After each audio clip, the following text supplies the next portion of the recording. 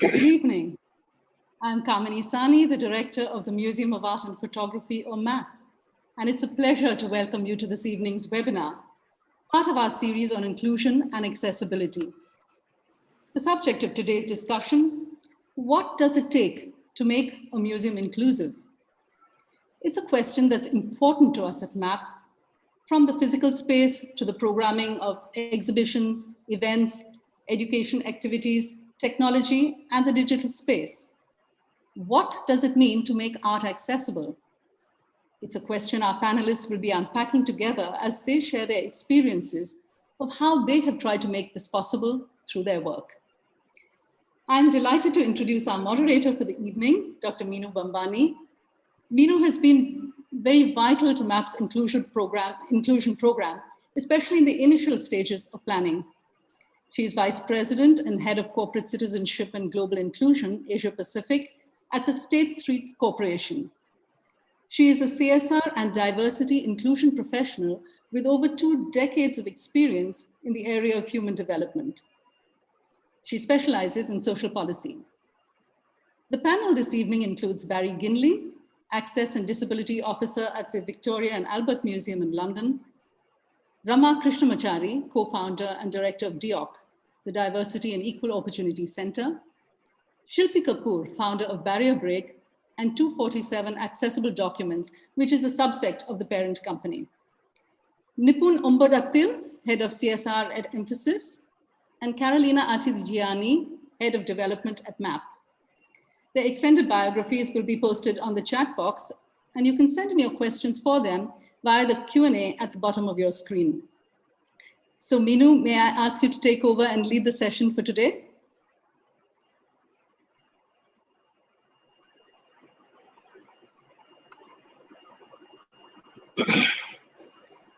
Thank you, Kamini, and thank you, MAP, for giving me the honor to moderate today's session. It's a subject that is very close to my heart, and I'm so glad to be here today.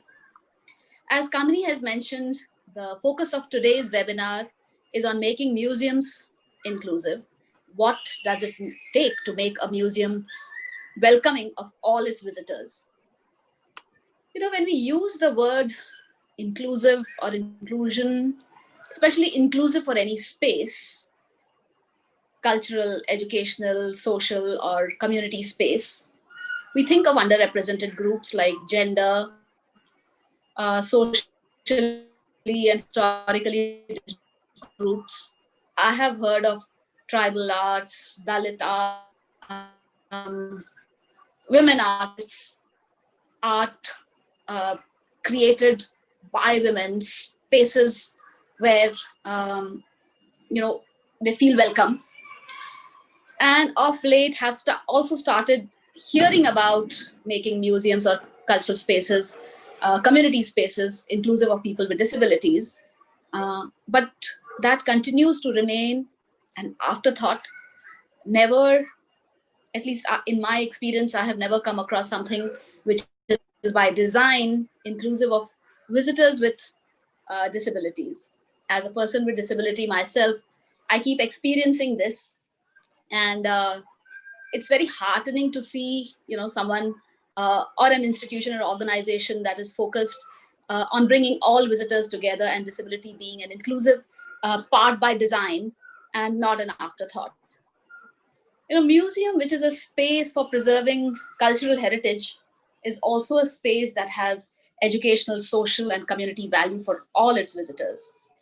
Of late in the Western world, there has been an increased awareness around making museums accessible, not just from the perspective of built environment, but also digital accessibility and various offerings of the museums, whether it is art exhibitions, shows, talk shows, screenings, policies, procurement. Why am I talking of procurement? Museum has auditoriums, museums have cafeteria.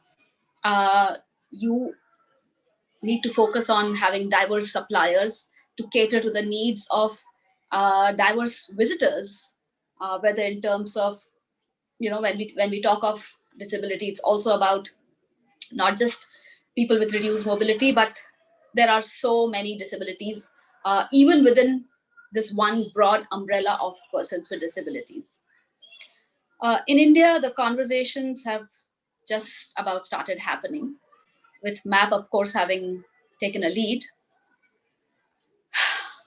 And who has a role to play in making these community spaces inclusive of diverse groups? In my view, everyone has a role to play, whether it's funders, whether it's advocates, whether it's nonprofit organizations, unique professionals. It also includes promoting disability arts and artists with disabilities. Our museums or community spaces or art spaces have really not focused on disability arts or promoting disability arts or representation of disability in arts. Of course, this webinar cannot cover that. I think we will need another webinar to focus especially on that. But I think today we have an esteemed and highly experienced and seasoned group of panelists with whom we will have a conversation about what it takes to make a museum inclusive. Let me start with Carolina. Carolina, MAP is one of the first museums in India that is giving special attention to inclusion and diversity, especially disability inclusion. We would love to hear from you about MAP's vision and its journey so far in making museum and its offerings inclusive of diverse groups and their needs, especially persons with disabilities. Thank you, Meenu.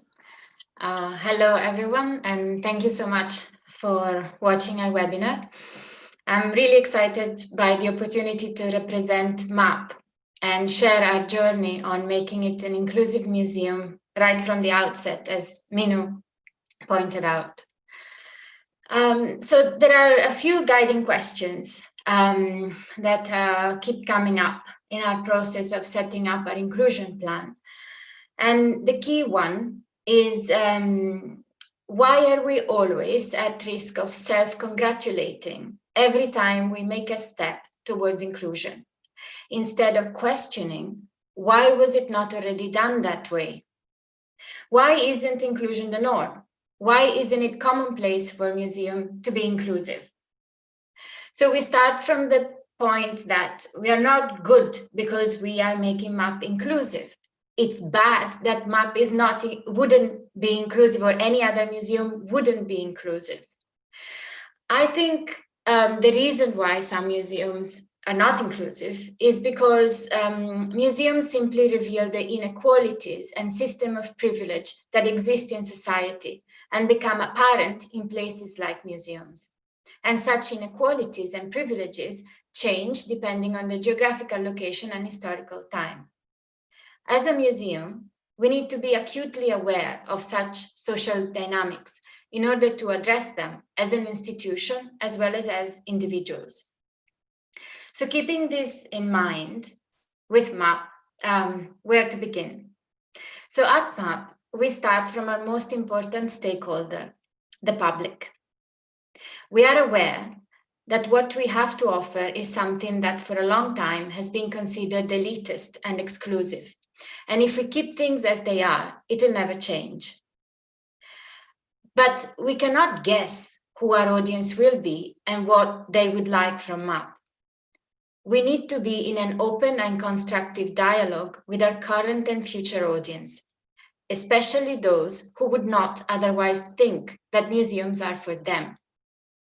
So we engaged Ririti, a Bangalore-based audience development agency, and together we are conducting public consultation in the form of surveys, meetings, and focus groups to hear what people want from MAP. And equally important, what may deter them from coming to MAP. From our preliminary surveys, we've received around 500 responses so far from diverse audiences across age, gender, socioeconomic backgrounds, and we are now preparing to conduct focus group discussions for further insights. We've reached out to organizations working with people with disabilities, caregivers, and individuals, and we will be hosting special group discussions with them. The learning from these exercises will inform our plans going forward. We are also working towards creating an inclusion advisory panel made up of representatives of marginalized groups and NGOs working in the inclusion space to guide us regularly in this process. And I would like to conclude by summarizing MAP's inclusion plan in 4 key areas. The building. So our architects have been working closely with Rama, in fact, at DIOC, in ensuring that the space is as accessible as it can be, embracing universal design wherever we can. Programming, because as a museum, this is probably one of the most crucial points, as we have the responsibility of making our exhibitions, our events, education activities relevant, interesting, and accessible to the widest possible audience. Examples of these are tactile artworks, workshops in Kannada, which is the local language in Karnataka, outreach to ensure representation of NGO-aided government and low-end private schools. We will also be working towards greater inclusivity through our exhibitions and talks. Just we went into lockdown, we had conducted 2 education workshops for children with hearing disability, and we were all set to start the first one with children who are visually disabled, which will be restarted as soon as we can restart our workshops. The 4th point, finally, is technology. With the digital world becoming more and more crucial in the way we interact with the public, we have to ensure that it is as accessible as it possibly can. So right from our new website, currently under construction, to our webinars, such as this one, we are really taking all the steps we can to ensure greater access. So I hope I have summarized sort of the MAP approach. As you know, Meenu, we are not right at the beginning, I wouldn't say that. We have made some steps, but still there is a huge learning curve ahead of us. One other point which I would like to make before concluding is HR. So HR for us includes improving our policies to ensure equal opportunities to a career in the arts to people of all backgrounds. And in doing so, we have reviewed our policies, organized training with our staff. And I'm also delighted to announce that we have appointed a dedicated inclusion manager, Kunal Mehta, who will join us this coming Monday as full-time and entirely dedicated to all inclusion matters at MAP. Thank you.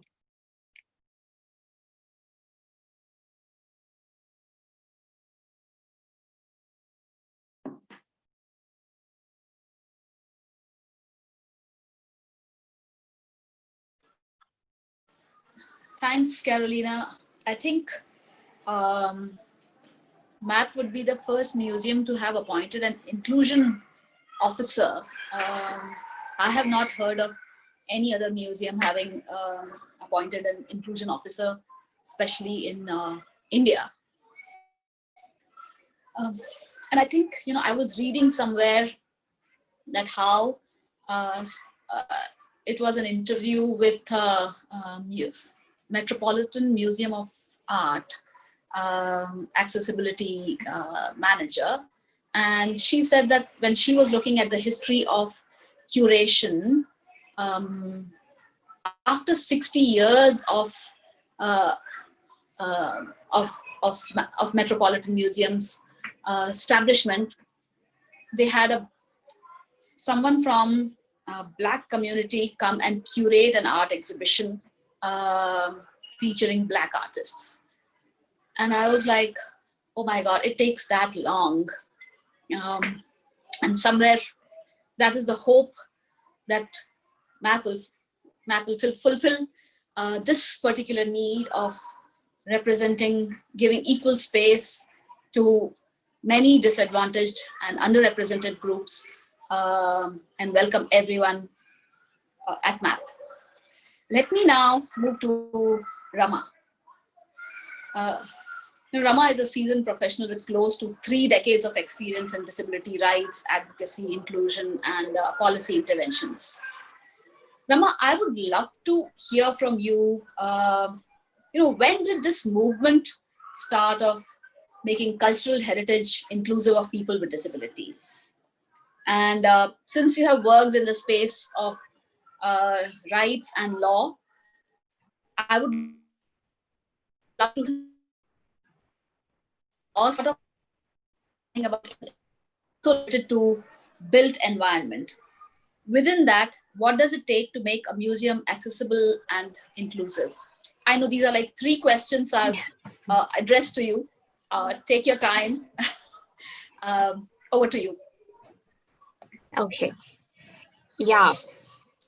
When you ask this question, when did it all start? I think the issue came to the limelight in 2001, where there was a definite policy change in this area 20 years ago.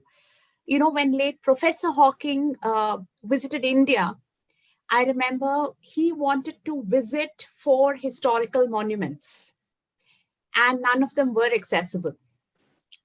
And late Mr. Javed Abidi, who is considered the father of the cross disability rights movement in India, at that time took that as an opportunity to bring this issue to the fore.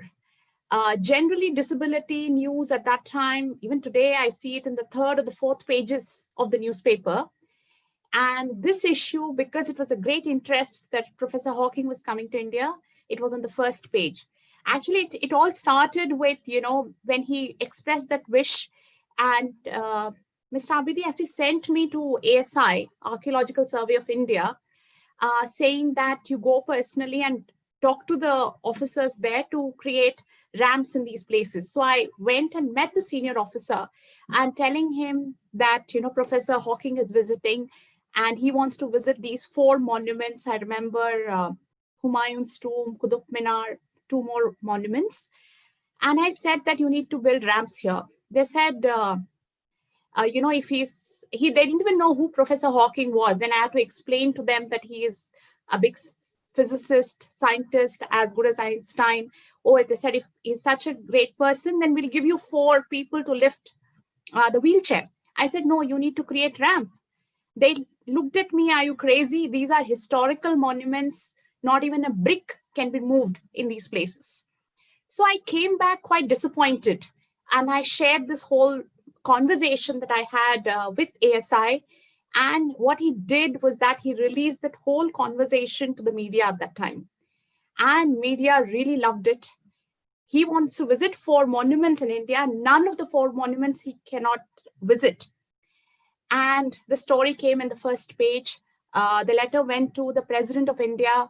And overnight, a ramp was built in Qutub Minar. I remember Mr. Abidi joking at that time, I wish Professor Hawking says, I want to visit the public loo. And that was the time when, and of course, interestingly, what also happened was that the day Professor Hawking left, the ramp was removed. And then one had to go to the High Court to take a stay for that particular ramp and said that till the permanent ramp is built, that temporary ramp should stay. And later, ASI brought out a policy in 2001 saying all World Heritage Sites would be made accessible. I would say, that was a kind of a starting point for even accessibility, not just cultural space, because after that, accessibility audits, etc., started happening. In fact, even schools and all, the least that they would do is that bring the classroom down for a student with disability. Your library, your art room, music room, everything would be at a higher floor. Even those were not even considered, as important education. So I would say that is the time that the whole movement started for accessibility. In fact, emphasizing that cultural rights is actually a human right is something not many people are aware of. And coming to the law, the most important aspect of the law is non-discrimination. A person with disability should not be discriminated, on the basis of disability. The definition of disability is also is that it is not just direct discrimination that you're not allowed. That doesn't happen. But even indirect discrimination is also considered as discrimination, and denial of reasonable accommodation is also considered as discrimination. Again, I'll give an example, recent example of, I remember one deaf person wanted to attend this webinar organized by Bangalore International Center. And then he wrote to them saying, I want a sign language interpreter. They replied back saying, sorry, we do not provide sign language interpreter. Then Javed Abidi Foundation took it up and said that you have to provide sign language interpreter because otherwise it is considered as discrimination. And they took offense, saying that it is free to all, everyone can attend, and it is not a discrimination. So people don't understand that denial of reasonable accommodation is discrimination. That is why it's a great pleasure to work with MAP, because they understand the fundamentals of inclusion. You don't have to really tell them. It is all about how of it. You don't have to really convince them that why is it important. Very rarely you get organizations like that. So the law also has a specific section on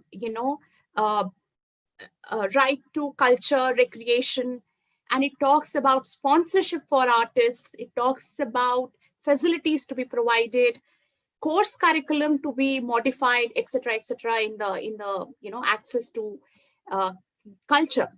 Also, it has building, of course, needs to be accessible. Services need to be accessible. All this technology needs to be accessible. There's also a disability museum in the Act. There are employment-related clauses, and of course, penalties for non-compliance. And your third question on diverse population, yes, disability, even within disability, there's a huge range. And when it comes to accessibility, many people just think it is just, ramps and toilets. Even for a person with locomotor disability, it is so much more.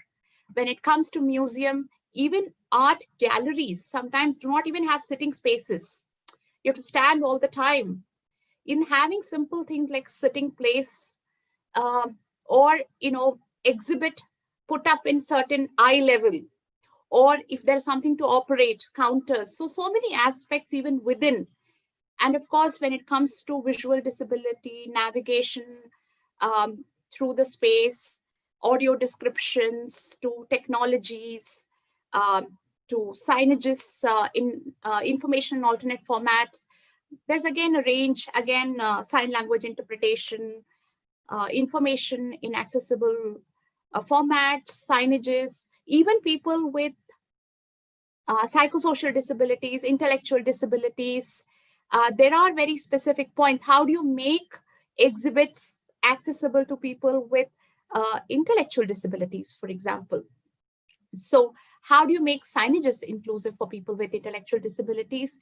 So there are a lot of things that is there for people with different disabilities. And this is an area that is really evolving.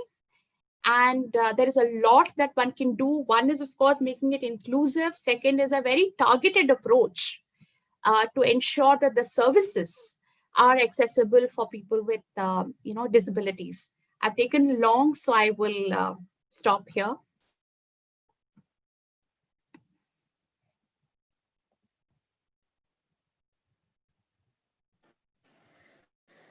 Thanks, Rama. There is a Q&A. There is a one question from Chitra Paul. Chitra, if it is okay, can we take all the questions at the end? This question is more addressed to MAP. So just wanting to let you know that we will take this up. Thank you. Thank you. Okay.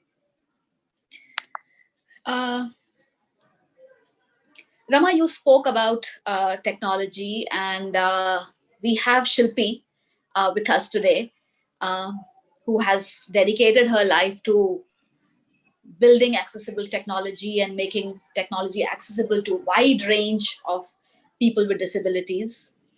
Shilpi, my question to you is, especially around, with this pandemic, it has really changed in a significant way how users and consumers are accessing heritage and cultural spaces.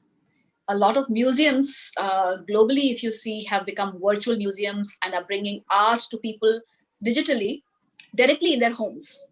So while museums have embraced technology, have they embraced accessible technology? How does, again, there are three questions for you. How does accessible technology make a cultural space more inclusive? And what are the things to be kept in mind from the perspective of inclusive technology and accessible technology in museums? Well, Meenu, firstly, thank you for having me here to map, as well as, you, I think you and I have been on too many panels together to know what one is going to say, I think. But let me just dive right in. So I'm going to answer your question from two parts, right? The pandemic really has changed the way everybody interacts with technology. I don't remember, if it had not been the pandemic, this conference would not have been happening like this. And I probably wouldn't be there because it would be in Bangalore and I might not be able to get there because I'm in Mumbai, right? So I think the pandemic has changed the way the world is operating. And I honestly believe it's an opportunity for people with disabilities because the pandemic has got technology to the forefront. And technology surely is an enabler and it surely does bridge a digital divide. Right? And I think so. I think firstly, that's an opportunity that we have to look at and look at how do we not leave people with disabilities behind and how do we take them along in this digital journey using technology, right? Now that's the first. So the opportunity is very much there, right? Today, for a deaf person to join this conversation is very easy. Today, for a visually impaired person who might not be able to get the right transportation method to join this conversation is very easy. So I believe that this is a game changer time. And if we use technology well, we can change the way inclusion is interpreted world over. So that's the part of the opportunity. The second part is how does technology play a role in this entire dynamic? Right?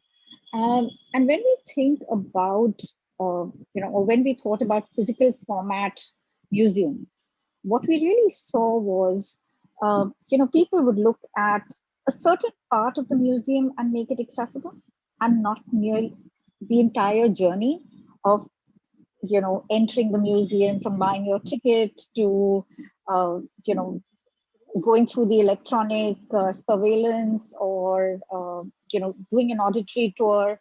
And people wouldn't look at it as an entire user journey.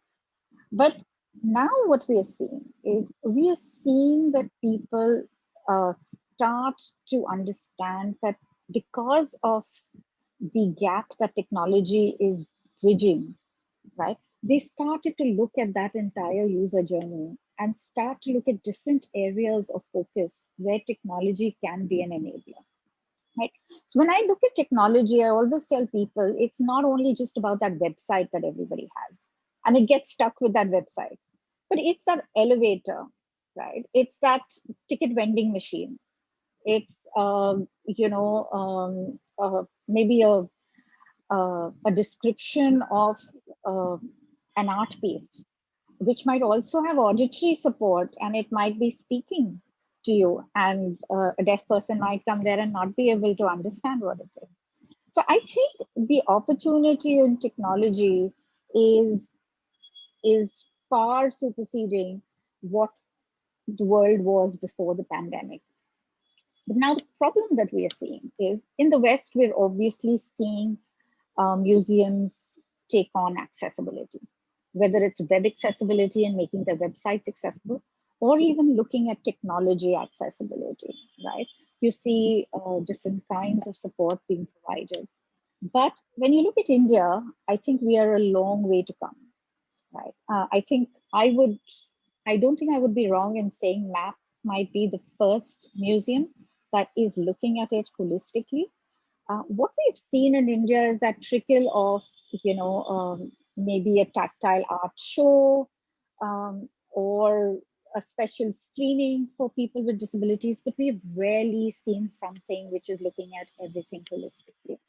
So I think the challenge for an organization like MAP is going to be, and for other museums, is going to be procuring technology which is accessible at the start. And we know you alluded to procurement, right? And it really starts from there. So when we start creating that experience of that museum and what we want everybody, and as Carolina said, we want everybody to be included, right? And when we look at which is the technology to choose, we make choices based on the different user groups and how it impacts people. And I think one of the best ways I've seen of doing that in the case of a museum is look at it from the perspective of senses, right? If you can't see, how would you enjoy it? If you can't hear, how would you enjoy it? If you can't touch, how would you enjoy it, right?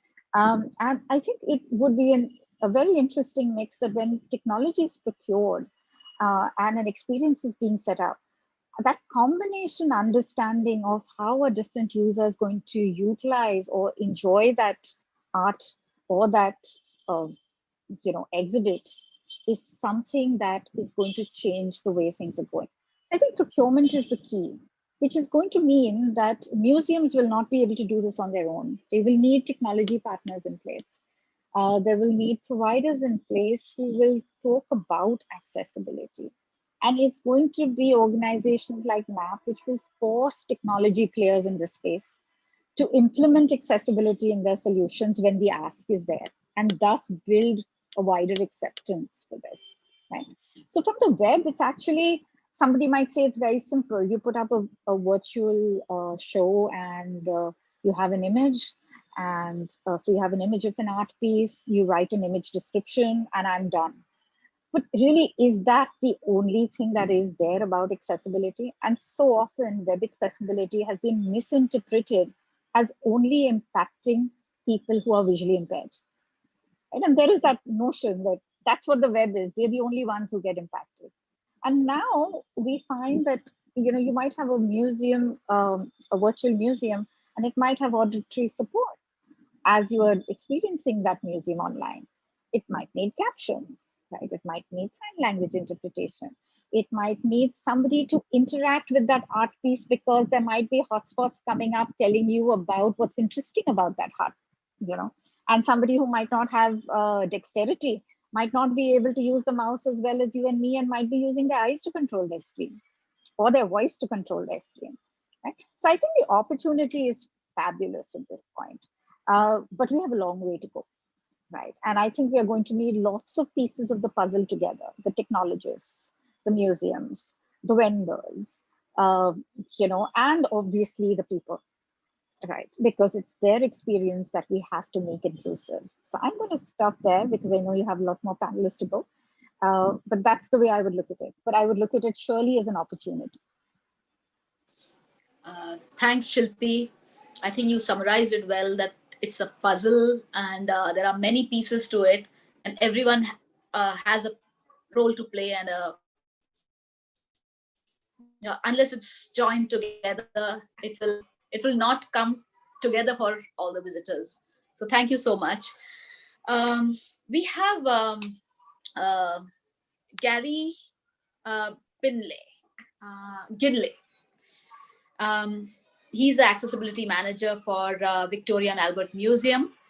Barry, can you share your experience and success to date? What are the long-term positive consequences of having an accessible institution like the one that has been created at VNA? And what are the learnings for museums in India, and especially MAP here? Well, thank you for inviting me to come and speak today. And sort of accessibility in museums is been almost a growth industry in the UK for the past sort of 25 years.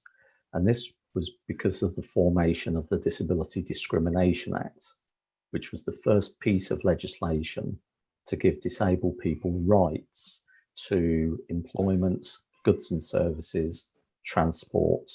And so it was a real sort of game changer for us to begin to employ people who have disability and access specialisms, and to look at developing all of our services and our premises. So I joined the museum in 2002 after completing my Master of Science degree in Inclusive Environments, Design and Management. And with everything I learned on the Master's degree, helped me frame my approach to starting at the museum. And the museum is over 150 years old. We have 7 buildings, all interconnected. We have over 12 kilometres of gallery. So it's quite a complex, confusing building. But one of the first things I put into practice was developed a disability action plan. So I looked at every aspect of the museum's work, from our buildings to our HR, to our educational programs, to our website, our ticketing systems, our collections, everything. So therefore, I took about 6 months to see what we were doing well and areas for improvement. And I developed this plan and then took it to our executive board of directors and said, these are my findings. These are the areas where I feel we need to improve. And it went down so well, our finance director said, okay, for this year, I'm going to give you £100,000 in budget to implement, which was great. I was able to implement sort of one-off long-term projects. But then also it gave me the opportunity to participate in projects all over the museum. So our key sort of development at that time was to redevelop the museum to make it more accessible for people with disabilities. So we were able to, I was able to get involved with all of the redesigns of galleries and different facilities to make them accessible. So at the time, we were about 25% wheelchair accessible back in 2002. We're now 100% wheelchair accessible, installing lifts, ramps, and which is a great start. Those lifts and ramps also benefit other visitors who don't have a disability. It makes it easier to go from one floor to another and so on. So therefore, what works for disabled people works for other people. We also sort of looked at the gallery interpretation. How can we make the galleries more accessible to people that can't see into cases? So we have over 150 objects in the museum that can be touched, freely touched by any visitor. They will have braille and audio descriptions with them. They're also set at a height for children and wheelchair users to be able to touch, so they're not too high up. So it gives that opportunity. We have also provide wheelchairs for people that can get to the museum but need a wheelchair for their visits because of the large building. We have portable stools that people can carry around with them. And also we have seating in all of our galleries. It's an essential element to all of our galleries that you can sit and rest and enjoy the gallery. As for our education programs, we run monthly talks for people who are deaf and hard of hearing using British Sign Language. And we also run regular tours, live caption tours in galleries, so therefore people can get the text on a tablet, so it's a live tour. We have monthly touch tours for visually impaired people, And in the past, we've run programs for people with a learning disability, so more interactive events, and for people with mental health issues. So we've tried to broaden from just the standard visual impairment and deaf audiences that most museums target. We've tried to broaden our reach. Now, all of this work takes a lot of training with our staff, our volunteers, and also with our staff. Employment has been a big part of the Disability Action Plan. So when I started the museum, less than 1% of our staff declared a disability. We're now at 7%. So, which is good. It still needs to be better. The working population of disabled people in the UK is 17%. So we need to still be pushing to that level. But we've also mentioned today about the whole journey. And part of the journey for disabled people is to see if an environment is accessible for them. So we've developed our website. So we have a specific page on disability, which lists all of the facilities that are available. Also, how to get to the museum. Where's the nearest tube station? Where's the nearest bus stop? And so on. So we give people that information. We give people information about that they can bring their assistance dogs with them, so they know that they're not going to get refused at the door. And also it states that if you would like a tour to be arranged for you, we can arrange it. So if somebody rings me up and says, Barry, I'd like to have a touch tour of a certain gallery at a certain time, can we arrange that? Yes, we will. So we've tried to be as flexible as possible. My aim is for any disabled person to come in off of the street, ask for a service, whether it be a tour or some equipment, and we can provide it. Digital technology was mentioned earlier. For years, we've been providing a scanning pen, which visitors can scan across one of our object labels, press a button, and it talks to them. So it's helpful for people with a learning disability, sort of dyslexia and so on, to be able to get that information. We've created with a European project I worked on for the past 3 years, a game which you can use on a tablet, and it tells you the pieces of the picture that you're touching and you're creating, and you can create a tablet. It also has easy read and sign language on that. We've produced audio descriptions for our galleries and British Sign Language interpretation videos for different objects and galleries. So we've done a lot. But something I'd like to highlight also, and finally, is when I started in the museum in 2002, we had 1.8 million visitors per year. Since we've redeveloped the site and the galleries, made them more sort of visitor friendly, more accessible, we now have 4 million visitors a year. So 2.2 million increase in visitors. And this is mainly down to the museum being more accessible. So again, if you make it accessible for disabled people, you make it accessible for everybody. And I'd like to finish there. Thank you. Thank you so much, Barry. I think there are a lot of takeaways for us here in India as to what all can be done, needs to be done.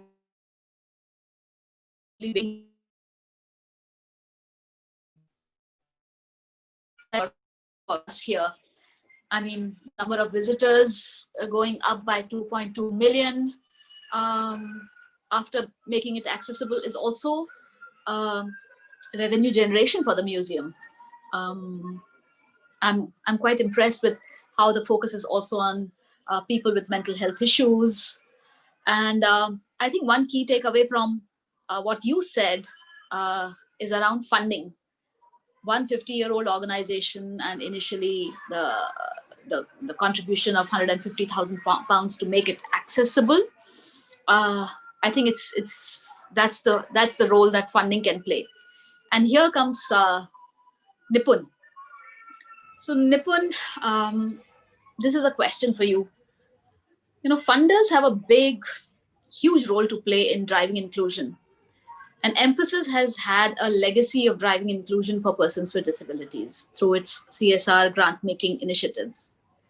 Can you share your experience or Emphasis experience with our audience, not just with MAP, but also briefly, if you could highlight some of the other programs and initiatives that have driven inclusion for persons with disabilities? Thanks, Meenu. Thanks, everyone, for having me here.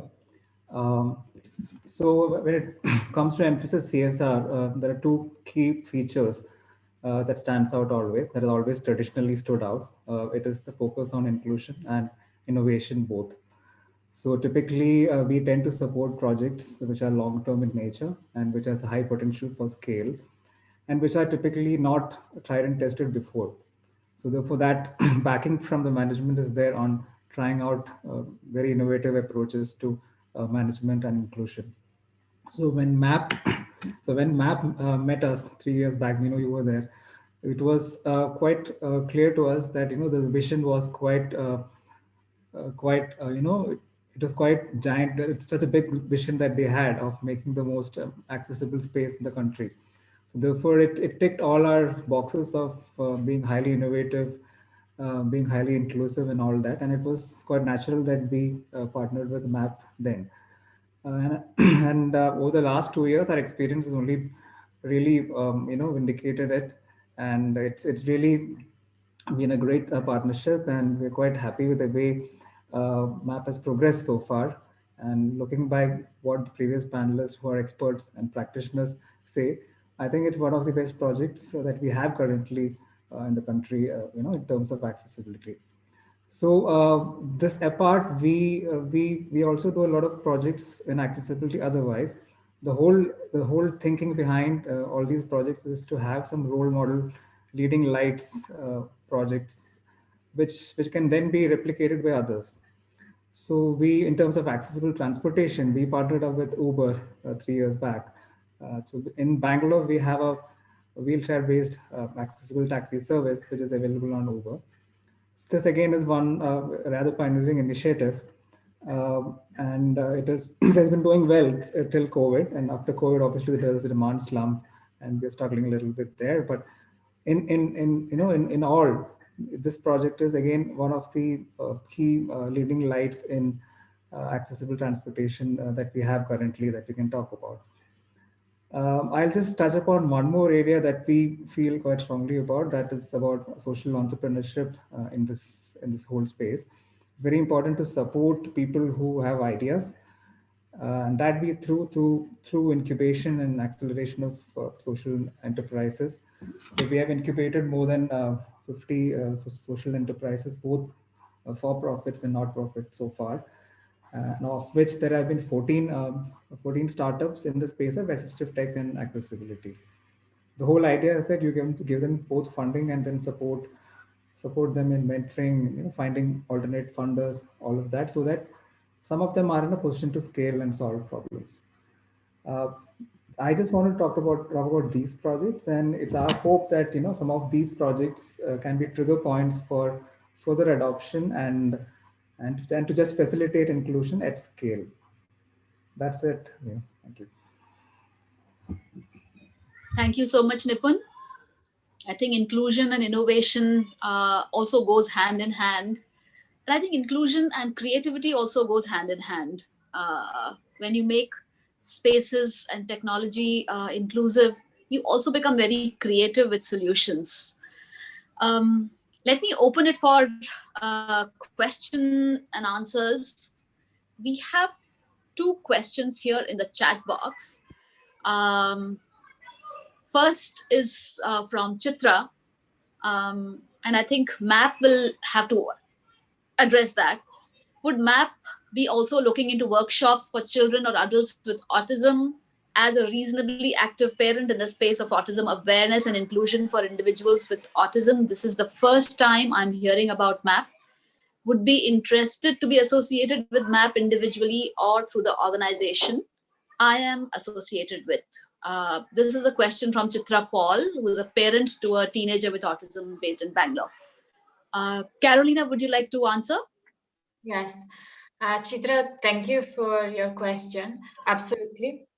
Autism is an area we are looking into. In fact, we look at all disabilities, physical, mobility, intellectual, all the disabilities we can. The issue was again lockdown. So we may pick up the conversation again when things reopen. But in the meantime, I'll share contact details in the chat so that we can start talking about it, definitely. Thanks, Carolina. There is another question. The attendee has not identified, but their view, they want to know your view around accessibility of biennial spaces. As an artist and a viewer with disability, unfortunately, I wasn't able to access certain artworks at the Kochi. And while wheelchairs were provided, the terrain wasn't wheelchair accessible. Installations on the first floor were not accessible.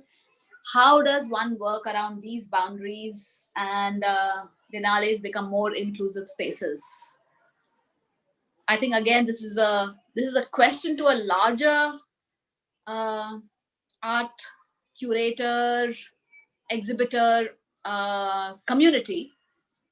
Again, Carolina, would you like to answer this question? I think I can give my opinion, but I think maybe between Barry and Rama, they will be able to advise. My view is that by all means, all cultural initiatives should be accessible, so including the Biennale in Cochin. But I really believe that Rama may have something more specific to say, and perhaps Barry, if you have any experience of this that you can share.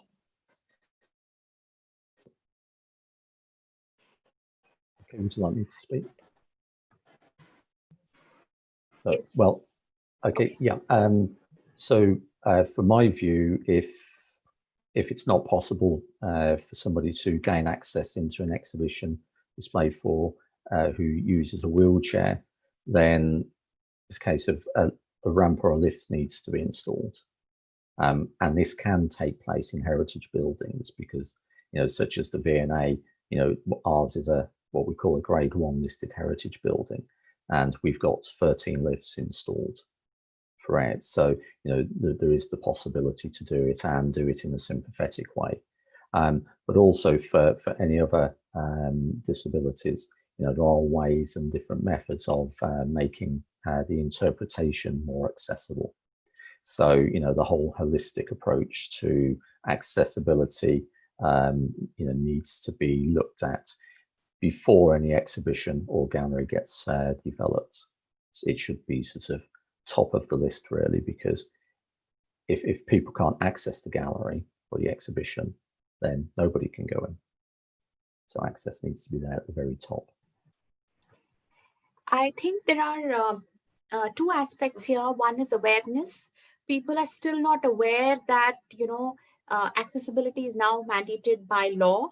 So they need to become accessible. So someone to write to, because it's important to write, a letter or an email to them saying organizers. So at least when they start planning, they look at the venue and, it has to be integrated right from the planning.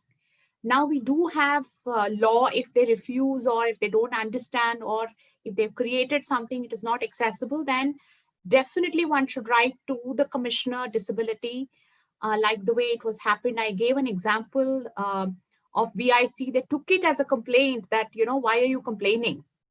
But I think we should see it as a very positive thing. If someone writes to a museum or writes to any place, they should take it as a suggestion and work upon it.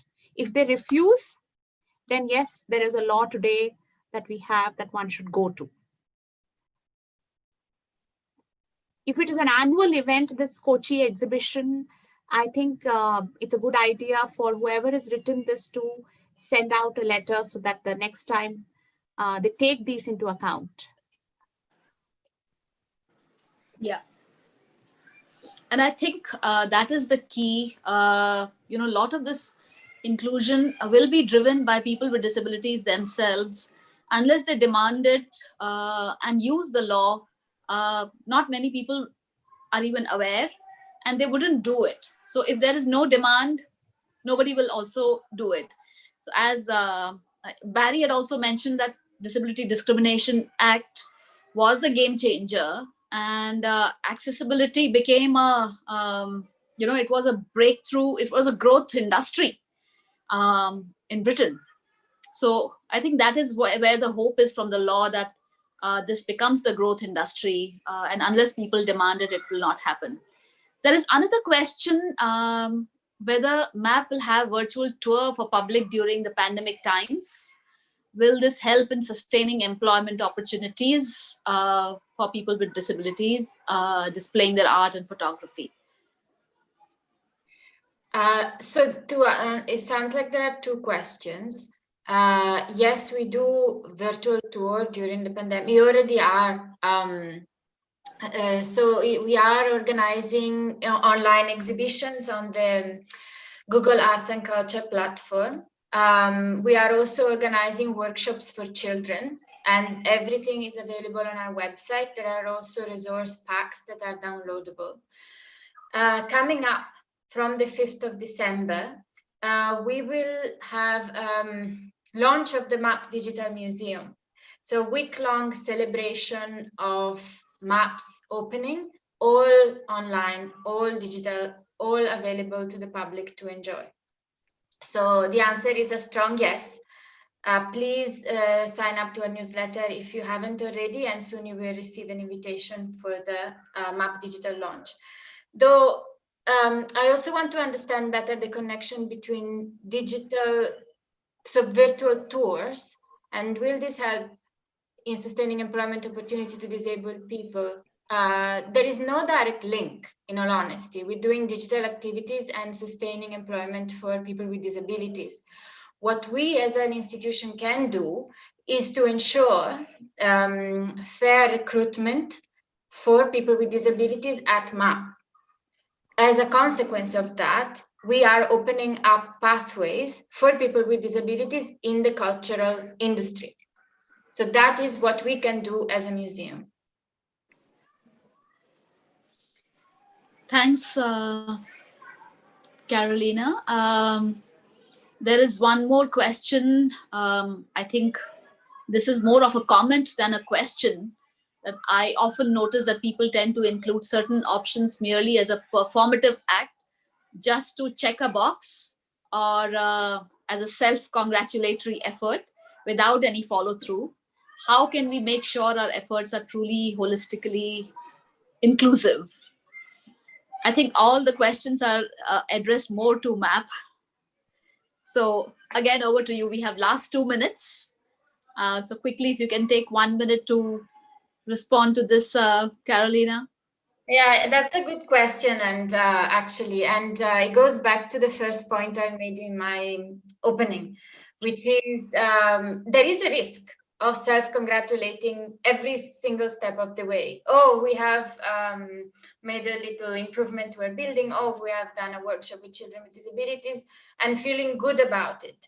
But our view, as I stated at the beginning, is exactly to stay away from that way of thinking and saying we're not good because we've done that. We're bad because we haven't done everything else that needs doing.